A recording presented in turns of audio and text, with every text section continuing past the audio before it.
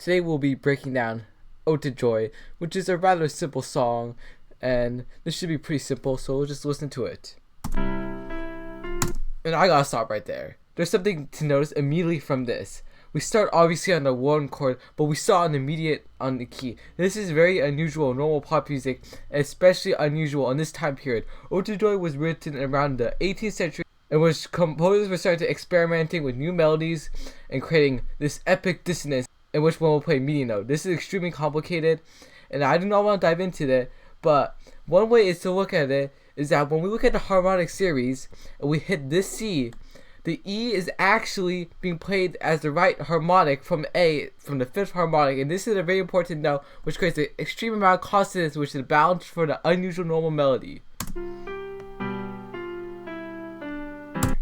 We also have this cadence in which we're using chords only fill out 2 notes. While one might consider this as a way so beginners can play it, it obviously has a hidden purpose. For example, we can see this B and E definitely applies an E minor chord, which is the mediant, which is actually a connection to our very first measure of the chord.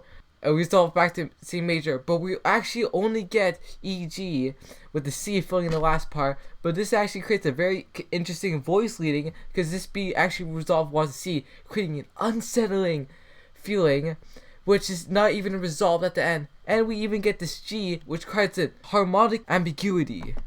And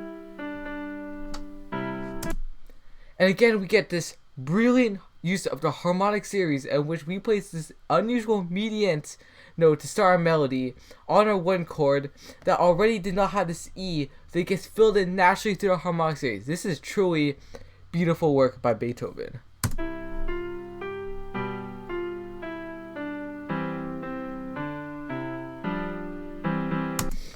And this is just dissonance as mastery. We get the descending line, which adds purpose to our unusual voice leading, and we get even more dissonance when we have FG.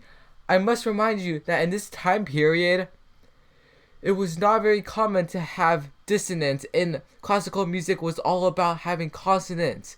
This is extremely experimental by Beethoven.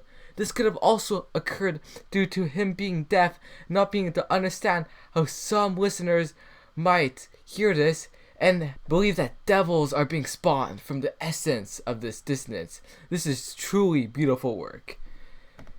We have an F, G, and a D, which creates a G dominant chord. And a G dominant chord is the strongest resolution to the major 1 chord. This is extremely beautiful work done.